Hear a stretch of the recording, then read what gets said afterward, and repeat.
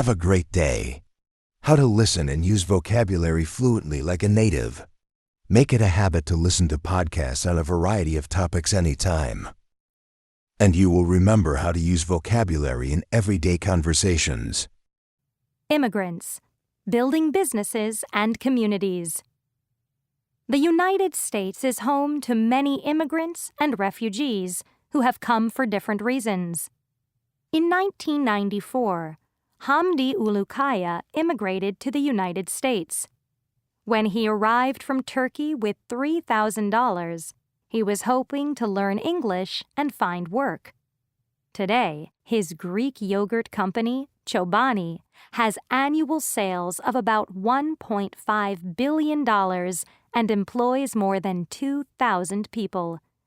Mr. Ulukaya grew up in a small village in eastern Turkey. Many of the villagers were shepherds who took their sheep, goats, and cows into the mountains when the weather was warm. They made yogurt and cheese from the milk. When he was studying business and English in New York State, he had the idea to start a feta cheese company, making cheese from his family's recipe. Then he saw an ad for a yogurt factory for sale. He bought the factory and started a new company, Chobani, which means shepherd in Turkish. In 2010, the company was growing and Ulukaya needed more employees. It was important to him to support the community around his factory.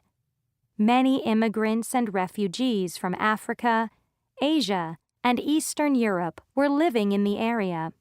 They needed work, and he needed workers. He gave them help with language, training, and transportation, and in return, they worked hard. Years later, he opened the world's largest yogurt factory in Twin Falls, Idaho.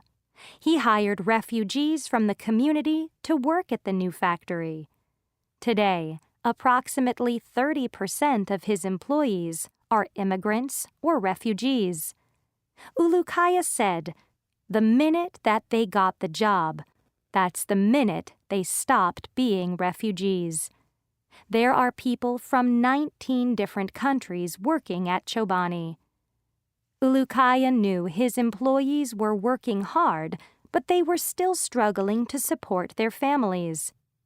In 2016, he announced a profit-sharing program for employees, which is very rare in manufacturing. Mr. Ulukaya said, "I've built something I never thought would be such a success, but I cannot think of Chobani being built without all these people. Now they'll be working to build the company even more and building their future at the same time." When he immigrated, Ulukaya was looking for work. He created it not only for himself, but for many other immigrants too. Ellis Island. In the 1800s, the United States experienced the largest human migration in the history of the world. As more and more immigrants came to the United States, it soon became clear that the original processing center was too small to handle such a large number. Ellis Island in New York Harbor was opened on January 1, 1892, as the new processing center. When the first passengers approached Ellis Island, they saw the new Statue of Liberty, which was only 6 years old. The first person to enter Ellis Island was Annie Moore, a teenager from Ireland. When she got off the ship after traveling for 12 days with her 2 younger brothers, reporters were waiting to interview her.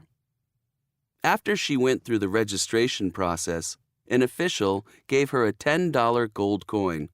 That day, 700 immigrants passed through Ellis Island. During the early 1900s, immigration continued to grow. The largest number of immigrants came in 1907. Approximately 1.25 million immigrants came through that year. For 62 years, Ellis Island was the main door through which millions of immigrants entered the United States. From the time it opened in 1892 until the time it closed in 1954, Ellis Island processed 12 million immigrants. Sometimes more than 10,000 people passed through the registry room in one 24-hour period. New arrivals often waited for many hours while inspectors checked to see if they met legal and medical standards. Most did not speak English, and they were tired, hungry, and confused. 2%, 250,000 people, did not meet the requirements to enter the United States and had to return to their countries.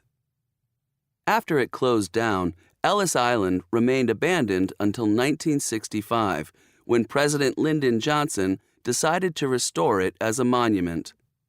Restoration of Ellis Island was finished by 1990. Visitors to this monument could see the building as it looked from 1918 to 1920. Almost 2 million people visited the Ellis Island Monument each year until a storm damaged the building in 2012. Luckily, the exhibits did not suffer damage. Almost half of Americans are descendants of immigrants who passed through Ellis Island many years ago.